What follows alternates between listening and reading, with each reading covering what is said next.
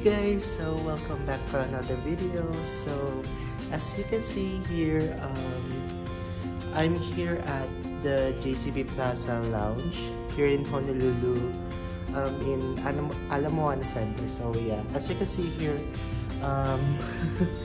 walang katao-tao dito kasi syempre actually malapit na rin sila magsara eh. So yun na nga,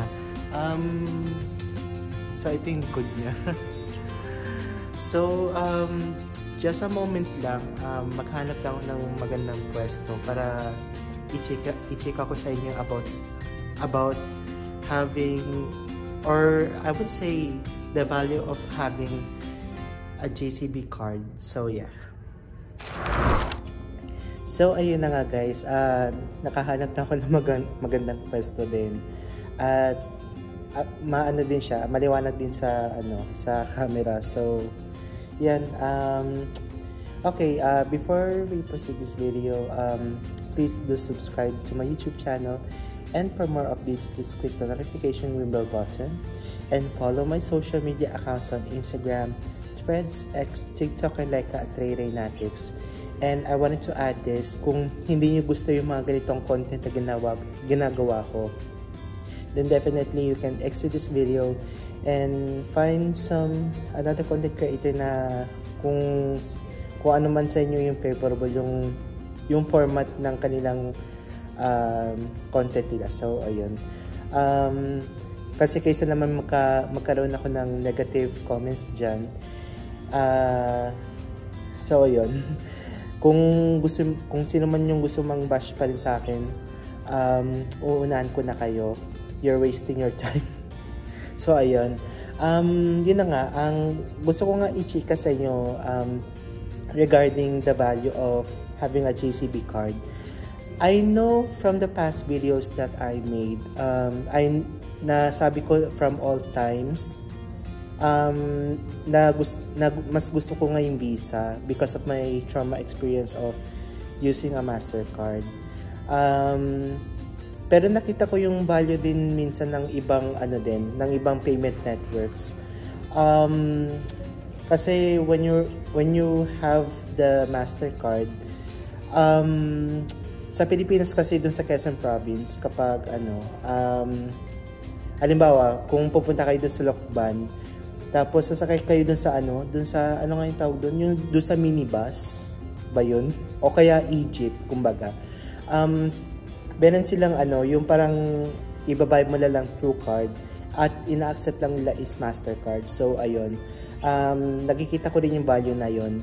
And then when having an American Express card naman, dito sa US talagang gamit na gamit siya. Yung mga US credit cards ko lang yan guys ha, yung sa American Express. Maganda kasi yung reward system nila, and then yung nila, yung mga pa-promo or what. So, nag-enjoy din ako sa American Express. So, nakikita ko rin yung value na yun. Especially for this JCB card na meron ako. Wait lang, papakita ko siya sa inyo ha. So, ito siya. Yung JCB. Itong hawak ko ngayon. So, basically, this is the East West JCB Gold card. I already created a video regarding on how I got this with a high credit limit. So, if you wanted to watch that video, ililink ko na lang sa below, sa description box below, para yun yung guide nyo kung paano nyo i-apply itong JCB credit card, yung mga ganito. So, yun na nga. Tapos, meron na rin akong ginawang vlog na sumakay ako doon sa doon sa Waikiki trolley ba yun? Yun yung ano na yun, kasi meron akong free ride doon when having this JCB card. So ililink ko na lang din sa description box para mapanood nyo din yun. So basically, since I'm here in Hawaii, talagang sobrang convenient siya sa akin. Especially when I want to go to Lounge Plaza, yung mga ganon. Tapos meron akong JCB credit card with me, then definitely, sorry, muntik na makita yung mga credit card dito sa card ko. So yun, yun na nga, kung gusto ko magpahinga, pupunta ako dito sa sa JCB Plaza Lounge.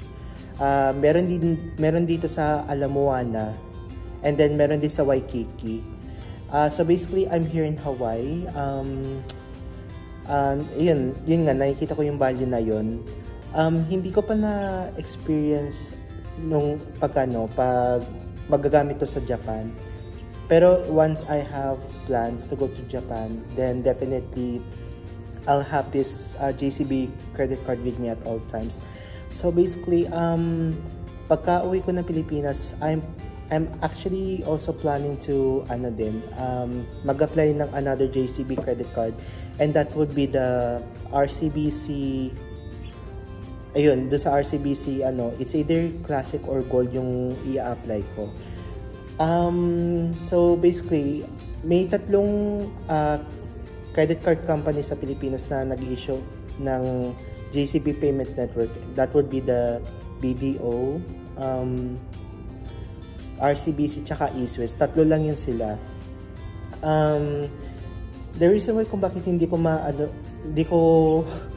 mag-a-apply sa BDO, it's because I already have existing credit card with them, which is BDO Visa.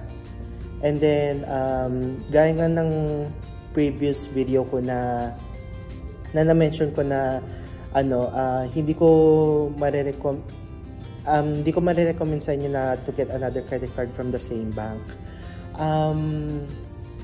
There are some certain banks naman din na hindi naman sila share ng credit limit, such as the Union Bank, East West, RCBC, HSBC, tsaka Metrobank. So yung lima lang yung alam ko na hindi sila share ng credit limit when you apply a credit card from the same bank or same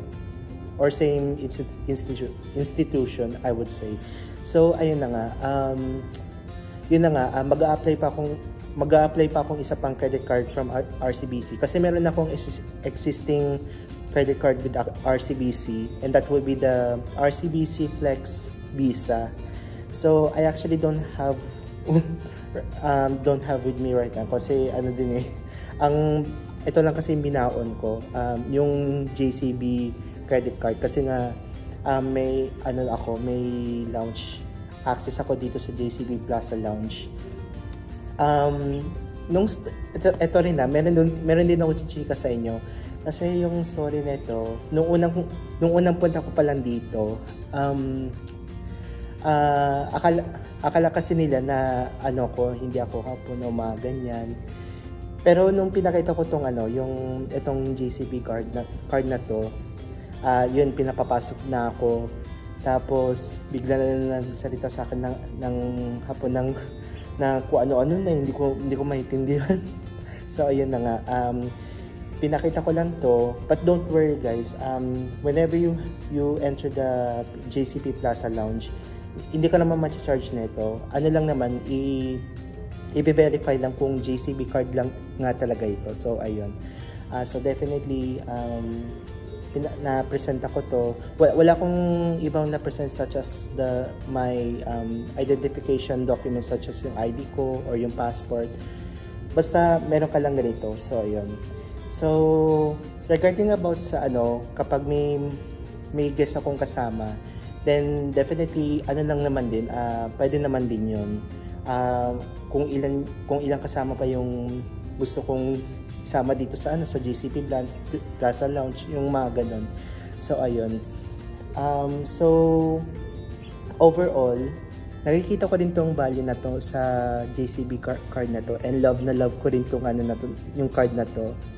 So this is actually from East West, and as I mentioned earlier na I'm also planning to apply another JCB credit card, and that will be from RCBC.